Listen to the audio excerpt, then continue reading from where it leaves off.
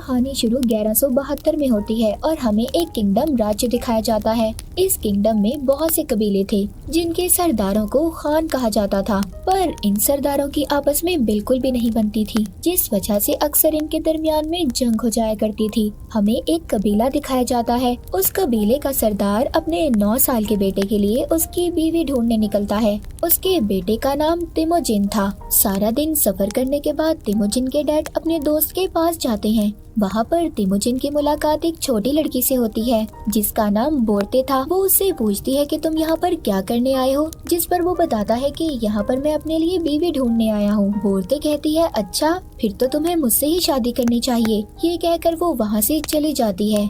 तभी रात को तिमोजिन के डैड उससे कहते हैं, मुझे तुम्हारे लिए एक ऐसी लड़की की तलाश है जो बड़े कबीले से हो। जिस पर वो अपने डैड से कहता है कि मैं अपने लिए लड़की खुद ही ढूंढूंगा। सुबह को उसके डैड अपने दोस्त के कबीले की सारी लड़कियों को उसके सामने खड़ा करते हैं। उन लड़कियों में बोर्ते भी थी, इसीलिए तिमोजिन उसे ही अपने लिए चुन लेता है। उन दोनों की शादी करवा दी गई थी, पर वो 5 साल के बाद ही एक साथ रह सकते थे, क्योंकि ये उनके कबीले का एक रिवाज था। जाते वक्त तिमोजिन बोर्ते को लॉकेट तोहफे में देता है और कहता है, मैं तुम्हारे पास जल्दी वापस आऊंगा, हम जरूर मिलेंगे। ये कहकर वो अपने डैड के साथ चला जाता है। काफी दूर आने के बाद एक जगह पर रुककर ये आराम करते हैं, पर वहाँ पर वो देखते हैं एक दूसरा कबीला भी था। उनका सरदार तिमोजिन के डैड के लिए दूध का प्याला भेजता है, जो इस बात का मैसेज था कि वो उनसे दोस्ती करना चाहते हैं। वो कबीला उनकी तरफ दोस्ती का हाथ बढ़ा रहा था। इसका जवाब तिमोजिन के डैड उनको भी दूध का प्याला भेजते हैं, पर तिमोजिन के डैड का एक साथी कहता है कि पहले आपको किसी और को दूध पिलाना चाहिए। पर वो उस सरदार का भरोसा जीतना चाहते थे और सारा दूध का प्याला खुद ही पी जाते हैं। जब वो थोड़ा सा आगे जाते हैं तो तिमोजिन के डैड अपने घोड़े से गिर गए थे। गिरते ही उनकी मौत हो जाती है। यहाँ पर पता चलता है कि ये उस कबीले के सरदार की एक चाल थी। उसने दूध में जहर मिलाकर भेजा था। तिमोजिन के डैड के मरने के बाद उनके कबीले के सभी लोग उनकी लाश को छोड़कर वहाँ से चले जाते हैं, क्योंकि उनका मानना था कि अगर उन्हें जिंदा रहना है तो उन्हें किसी दूसरे मजबूत ताकतवर कबीले का हिस्सा बनकर रहना होगा। तिमोजिन के डैड के मरने के बाद उनका खास आदमी उनके कबीले के सभी लोगों को अपने साथ ले जाता है, साथ ही सारे जानवर भी अपने कब्जे में ले लेता है। उस खास आदमी के जाते हुए तिमोजिन की माँ उससे कहती है, तुम अच्छा नहीं कर रहे। एक दिन बड़ा होकर मेरा बेटा तुम्हें जरूर मारेगा, तुमसे बदला जरूर लेगा। वो आदमी डर जाता है और सोचता है कि क्या पता ये बच्चा बड़ा होकर मुझे मार दे, इसीलिए वो आदमी तिमोजिन को मारने का फैसला करता है। पर उनके कबीले के लोगों में ये रिवाज था, वो बच्चों और औरतों को नहीं मारते थे, इसीलिए वो आदमी तिमोजिन की लंबाई नापता है। वो एक पहिए से उसकी लंबाई नाप रहा था, पर तिमोजिन उससे बहुत छोटा था, इसीलिए उसको बच्चा करार देकर छोड़ दिया जाता है। वो आदमी जाते हुए तिमोजिन की माँ से कहता है, मैं अगले साल इसको मारने जरूर आऊंगा। थोड़ा सा वक्त आगे बढ़ता है और सर्दियाँ आ जाती हैं। तिमोजिन के पास छुपने की कोई जगह नहीं थी। सर्दियाँ शुरू हो गई थी। उसे अपने डैड की बात याद आती है कि दूर पहाड़ों पर हमारे देवता हैं जो हमारी मुश्किल में मदद करते हैं। तिमोजिन वहाँ जाने का फैसला करता है, पर जाते हुए उसका पाँव जमे हुए पानी पर आ गया था और वो पानी में गिर जाता है। वो डूबकर मरने ही वाला था। तभी वहाँ पर एक बच्चा आकर उसे पानी से निकालकर उसकी जान बचा लेता है और उसे अपने साथ ले जाता है। तिमोजिन अपनी जान बचाने पर उसका शुक्रिया करता है। वहाँ पर उस बच्चे का छोटा भाई भी था।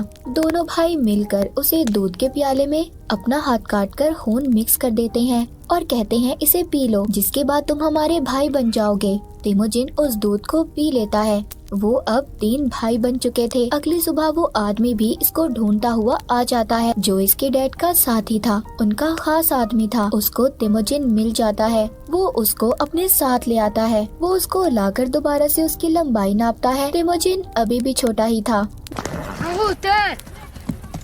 वो आदमी ये फैसला करता है कि वो तिमोजिन को जब तक कैदी बनाकर रखेगा जब तक वो बड़ा ना हो जाए। वो उसके गले में लकड़ी का फंदा डालकर उसे अपना कैदी बना लेते हैं। इन्हीं के कबीले में एक आदमी भी था जो तिमोजिन को रोज खाना खिलाता था और उसके जख्मों पर मरहम भी लगाता था। वक्त ऐसे ही गुजरता रहता है। वो आदमी जिसने इसे कैद किया था, वो जब इसकी लंबाई नापता है तो तिमोजिन अभी भी छोटा था। एक दिन बहुत तेज बारिश हो रही थी। सब लोग अपने अपने खेमों में चले जाते हैं। वो आदमी जो इसका ख्याल रखता था, इसको खाना खिलाता था, वो इस बात का फायदा उठाकर तिमोजिन को आजाद कर देता है। कहता है भाग जाओ यहाँ से। वो भारी फंदे के साथ वहाँ से चला जाता है। भागते भागते वो बहुत दूर आ चुका था। वो उस पहाड़ के देवता तक पहुँच जाता है जिसके बारे में उसके डैड ने भी बताया था।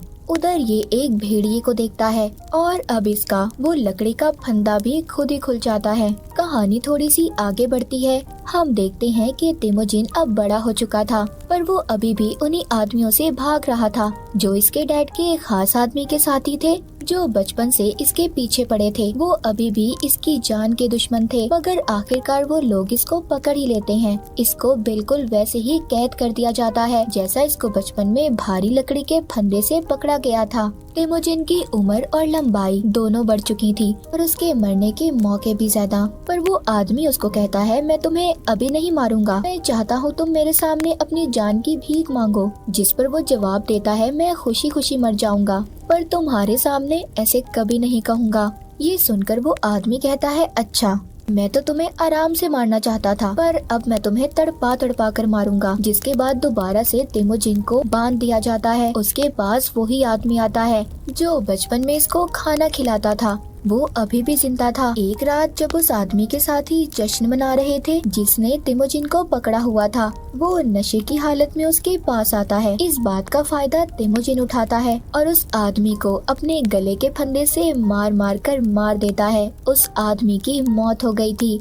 अब वो आजाद हो चुका था। सबसे पहले वो अपनी बीवी बोरते से मिलने जाता है जिससे उसकी शादी बचपन में हो चुकी थी। बोरते भी बड़ी हो गई थी और काफी खूबसूरत भी। वो बोरते को अपने साथ लेकर अपनी माँ और बहन के पास जाता है। तिमोजिन की माँ जब ये देखती है कि उनका बेटा जिंदा है, वो बहुत खुश होती हैं। उनकी जिंदगी हंसी खुशी चल रही थी। तभी एक दिन दूसरे कबीले के लोग इन पर हमला कर देते हैं, क्योंकि कुछ वक्त पहले तिमोजिन के डैड ने इस कबीले के सरदार की मां को अगवा किया था। जब ये सरदार छोटा था और आज ये बड़ा हो चुका है, इसने कसम खाई थी कि वो अपनी मां का बदला जरूर लेगा। इसीलिए ये अब तिमोजिन की बीवी को अगवा करके साथ ले जाता है। अब क्योंकि तिमोजिन इनका मुकाबला करने के लिए अकेला तो काफी नहीं था, इसीलिए खून दूध में मिक्स कर बचपन में पिलाया था। वो भी कबीले का ताकतवर सरदार बन चुका था। जब तिमोजिन इसको अपनी बीवी के बारे में बताता है तो वो कहता है, हमें उस कबीले से जंग लड़ने के लिए 1 साल चाहिए, क्योंकि वो बहुत ताकतवर हैं और हमें अपने लोगों को मजबूत करना होगा।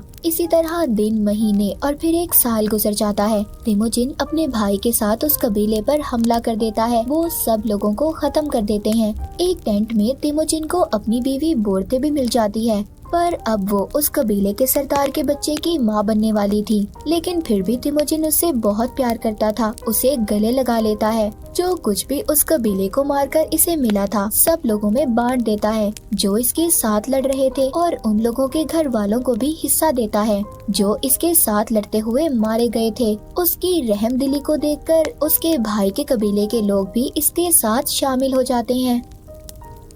तिमोजिन का एक मजबूत कबीला बन चुका था, लेकिन उसका भाई जब ये देखता है तो उसे अब तिमोजिन से नफरत हो गई थी। एक दिन तिमोजिन के लोग उसके भाई के साथियों को देख लेते हैं जो उनके घोड़े चुरा रहे थे। तभी एक आदमी तीर से उन पर हमला कर देता है। तीर एक आदमी को लगता है।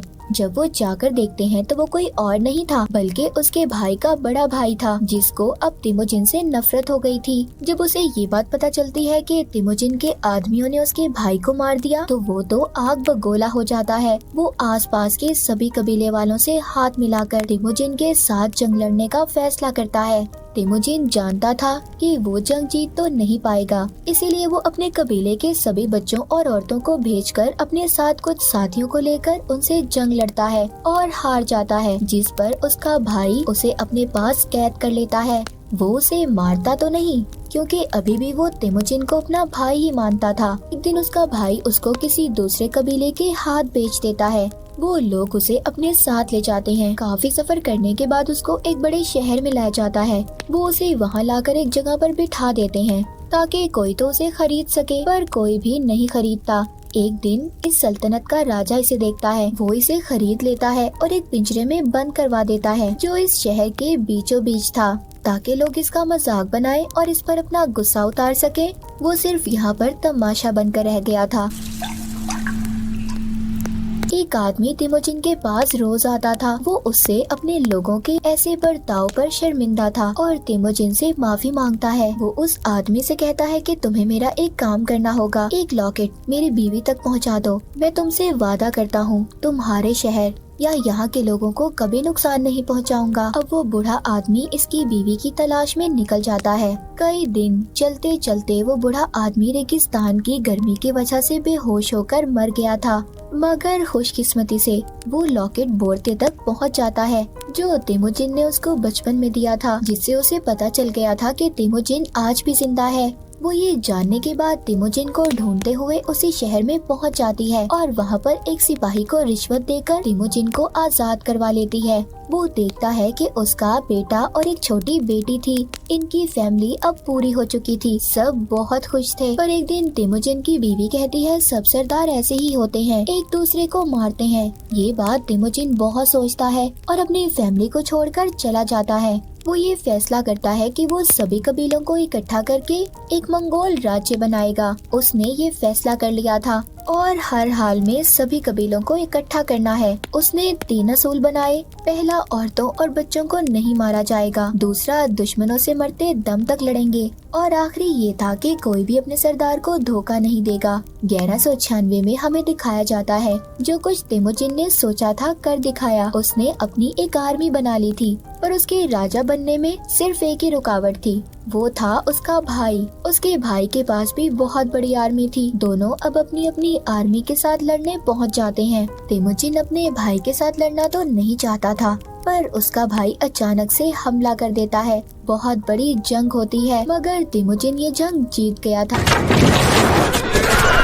उसने अपने भाई के सभी लोगों को कैद कर लिया था। वो उन्हें मारता नहीं बल्कि अपनी आर्मी में शामिल कर लेता है, जो अब बहुत बड़ी आर्मी बन चुकी थी। तिमोजिन अपने भाई के पास जाता है, कहता है हमें लड़कर कुछ नहीं मिलेगा, अपना अपना राज्य बड़ा करने के उसमें हम मारे जाएंगे। उसका भाई कहता है अगर मैं तुम्हारी जगह होता तो पकड़ी हुई आर्मी को मार देता। उसकी और तिमोजिन की सोच बहुत अलग थी। उसने अपनी सोच की वजह से सब कुछ गवा दिया, जबकि तिमोजिन ने अपनी सोच की वजह से सब कुछ हासिल कर लिया। जिसके बाद तिमोजिन अपने भाई को माफ करके छोड़ देता है। बाद में हमें 1206 का सीन